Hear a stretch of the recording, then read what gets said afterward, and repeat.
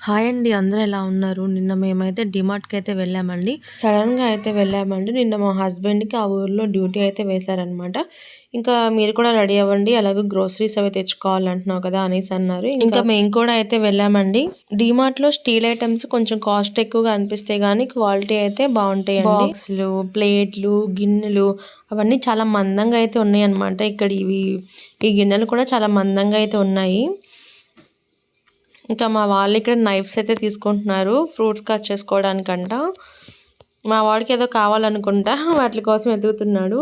ఈ గిన్నెలు ఇవన్నీ చాలా మందంగా అయితే ఉంటాయి కదండీ. మామూలుగా నేను డీమార్ట్‌కి వెళ్ళినప్పుడు ఏదైనా నచ్చితే తీసుకోవాలనిపించిద్దనమాట. కానీ ఏంటంటే మాకు డీమార్ట్‌కి వెళ్ళడానికి 45 మినిట్స్ అయితే టైం పడతది మా ఇంటి దగ్గర నుంచి. సో, ఎందుకులే అనేసి ఇంకా నేనేం తీసుకొచ్చుకోననమాట. గ్రోసరీస్ తెచ్చుకోవడమే మనకొక పెద్ద టాస్క్ అనమాట. ఆ బైక్ మీద బ్యాగ్స్‌లో ఏసుకొచ్చుకుంటాం, సంచుల్లో తెచ్చుకుంటాం. అలా కాదులే అనేసి ఇంకా ఇలాంటి ఐటెమ్స్ ఏం తీసుకోననమాట. ఊరికే చూడడం వరకునే. ఏదైనా స్టీల్‌వి చిన్న చిన్న కప్సు అలాంటియేమన్నా ఉంటే ఇంకా అవి తీసుకొచ్చుకుంటాను చిన్న చిన్నవి. ఇవొచ్చేసి సెట్ అనుకుంటా అండి. ఫ్రై పాను అలాగే దోస పాను అయితే ఉన్నాయి కదా! ఇక్కడ కుక్కర్సు, బిర్యానీ పాట్సు అన్నీ నాన్ స్టిక్‌వి ఉన్నాయి. అలాగే అల్యూమినియం సెట్స్ కూడా ఉన్నాయన్నమాట. ఇవన్నీ నాన్ స్టిక్‌వన్నమాట. కానీ చూడ్డానికైతే భలే అనిపిస్తాయి. చిన్న చిన్న కుక్కర్సు, చిన్న చిన్న పాన్స్ అవన్నీ అయితే ఉన్నాయి. ఇంక ఇది మొత్తం అంతా నాన్ స్టిక్ ఐటెమ్సే.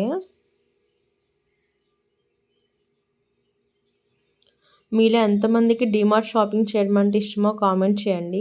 ఇవొచ్చేసి చిన్న చిన్న ఫ్రై పాన్స్ లాగా ఉన్నాయి కదండీ! అవైతే అంటే మనకవి ఆమ్లెట్ ఏసుకోవడానికి బావుంటది అనిపిచ్చింది నాకు. తీసుకుందాం అనుకున్నా. ఇంకా తీసుకోలేదు. ఇవొచ్చేసి సిరామిక్ కప్సు, అలాగే గ్లాస్ కప్సు అవన్నీ అయితే ఉన్నాయి కదండీ! అలాగే డిన్నర్ సెట్సు ఇంకా ఎలక్ట్రిక్ ఐటెమ్స్ అనమాట. ఇవన్నీ అయితే ఉన్నాయి. ఇంకా లంచ్ అయితే అక్కడే తినేసామండి.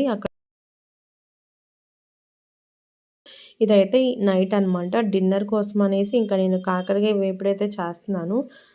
అదే కాకరకాయల్లో ఉల్లిపాయ పేస్ట్ అది ఉల్లిపాయి, వెల్లుల్లిపాయి, జీలకర్ర కారం ఏసుకొని పేస్ట్‌లా అయితే చేసుకొని అది స్టఫ్ చేసుకొని కాకరకాయ వేపుడైతే చేసుకుంటాం కదండీ! ఇంకా అదైతే ప్రిపేర్ చేస్తున్నాను అనమాట. ఇవైతే ఇంటి దగ్గర కాకరకాయలనమాట. ఇవి ఎంత చేదుగా ఉన్నాయంటే అసలు చాలా చేదుగా ఉన్నాయండి అసల. మామూలుగా పైన ముల్లులాగా ఉంటది కదా! అదంతా కూడా తీసేసి ఉప్పు, పసుపు అవి వేసి కొద్దిసేపయితే ఉంచుకుంటాం కదా! అప్పుడు మనకి కొంచెం చేదు తగ్గుతది కదా! అలా కూడా చేశాను. అయినా కూడా ఇవి చాలా చేదుగా అయితే ఉన్నాయి. ఇంకా ఆ ముక్కల్లో గింజలన్నీ తీసేసి మనం పేస్ట్ చేసుకున్న స్టఫింగ్ అయితే మొత్తం అయితే పెట్టేసుకున్నాను. పెట్టేసుకొని మామూలుగా కాకరకాయలు వేయించుకున్న ఆయిల్ ఉంది కదండీ! ఇంకా దానిలోనే ఈ కాకరకాయ ముక్కలన్నీ అయితే వేసేసుకున్నాను.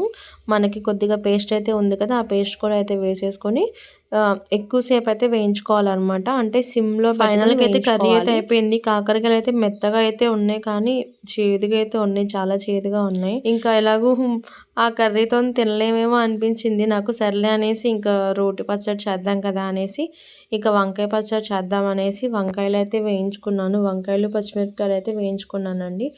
ఇంకా వేయించుకొని వాటిల్ని ఫస్ట్ మనం పచ్చిమిరపకాయలు, వెల్లుల్లిపాయ, జీలకర్ర అయితే వేసుకొని వాటిని కచ్చాపచ్చాగా అయితే దంచేసుకుంటాం కదా! ఆ తర్వాత వేయించుకున్న వంకాయలైతే వేసుకొని కొద్దిగా సాల్ట్ కూడా వేసుకొని కొంచెం మెత్తగా దంచుకున్నాక ఇంకా దానిలోనే ఒక ఉల్లిపాయ కూడా వేసుకొని పచ్చడైతే తొక్కుకున్నా అనమాట. ఫైనల్‌గా ఇంకా దానికి పోపు పెట్టేసుకొని ఆ పోపు పచ్చడిలో కలిపేసుకోవడమే. ఆ తర్వాత ఇంకా అన్నంలో వేసుకొని తినేసేయడమే. మీలో ఎంతమందికి రోటి పచ్చడి అంటే ఇష్టమో కామెంట్ చేయండి. అలాగే ఈ వీడియో మీకు ఎలా అనిపించిందో కూడా కామెంట్ చేయండి. Thank you for watching.